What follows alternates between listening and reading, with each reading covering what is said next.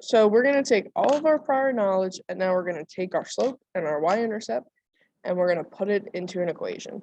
So we've talked about this equation before, y equals mx plus b. So we've talked about that, and where m is the slope of the line, and b is the y-intercept. So it's the y-intercept. And we've gone over definitions. Remember, the y-intercept is where it crosses the y-axis. So we're just going to plug those values into the formula. Okay. So slope in equation 1, we're going to talk about how to write it if you're given the slope and the y-intercept. So the slope is -2 and the y-intercept is -5. So remember, it's y equals mx plus b. And m is the slope, and b is the y-intercept.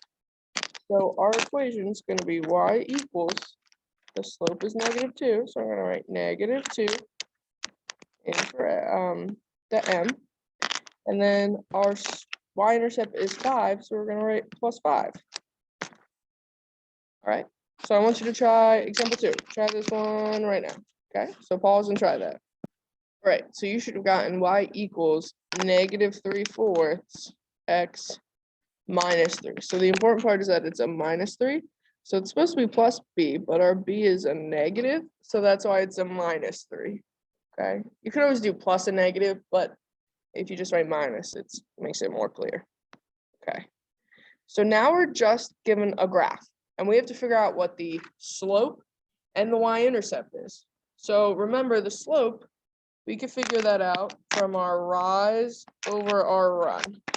So our rise is how many boxes, and our run is how many boxes. So our rise is 1, 2, 3, 4, and our run is 3. So our slope is 4/3. Our y-intercept is where it crosses the y-axis at. So where it crosses the y-axis at is right here at -5. So my y-intercept is -5.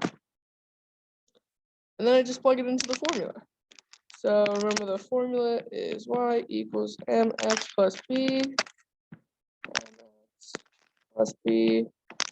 And our equation should be, our slope is 4/3 and our b is -5.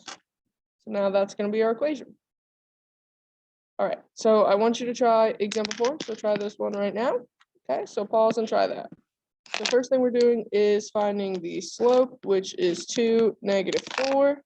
So -2/4 simplifies to -1/2. And then we're finding our y-intercept, which is where it crosses the y-axis right here at 1. And then we're plugging it into the formula. Y equals -1/2 x plus 1. Plus 1. And that's how you got the equation. All right, let's keep on going. Oh, do this one too. Okay, so try example 5 for sure on your own. Okay, so try that right now. So pause. All right, so hopefully you got y equals 4/3 x plus 2. Okay, plus 2. All right, let's keep on going. So now we have to write the equation given the information. In this case, we're given an ordered pair and the slope.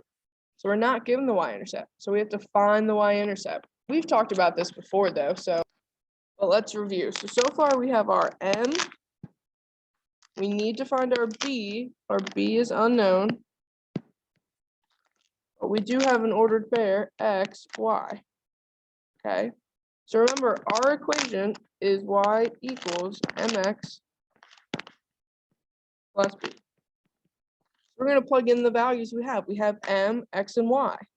We're trying to find b. So for y, we're going to plug in 3. For m, we're going to plug in our 5. For x, we're going to plug in 2.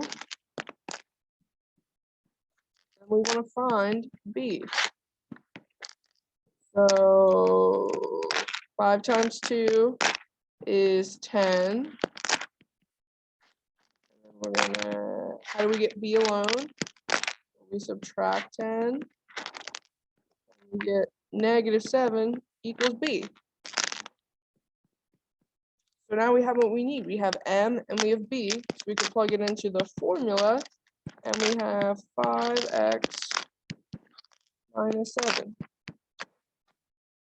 That's our formula. Okay. I want you to try this next example. So try this one for me.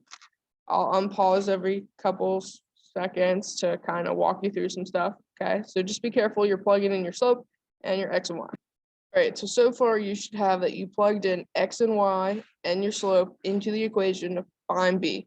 And then you just simplify that. Okay, so start by simplifying it, solving for b.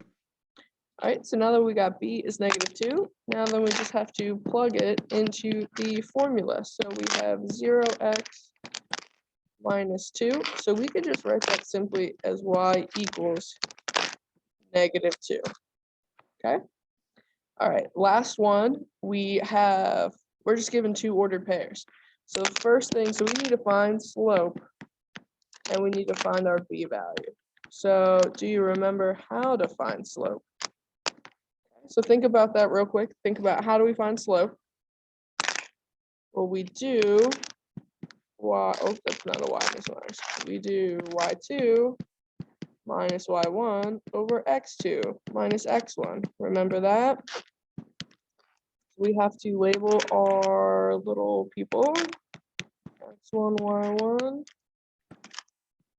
x1, y1, or y2. Okay, so we're going to do -6. All right, so now fill in to the formula and then simplify to find your slope. You could do that on your own. All right, so hopefully you got +3 as your slope. So now we could take either ordered pair, this one or this one, and plug it in just like we did the last two examples into the formula to find b. So you choose. I'm going to go with the first one because it's smaller numbers, but whatever you want. Okay, so do that now.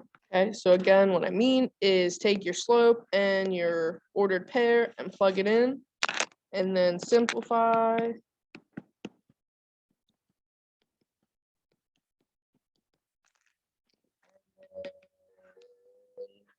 You get -15, and then we plug it into the formula. And we get y equals 3x minus 15. All right, and that's everything.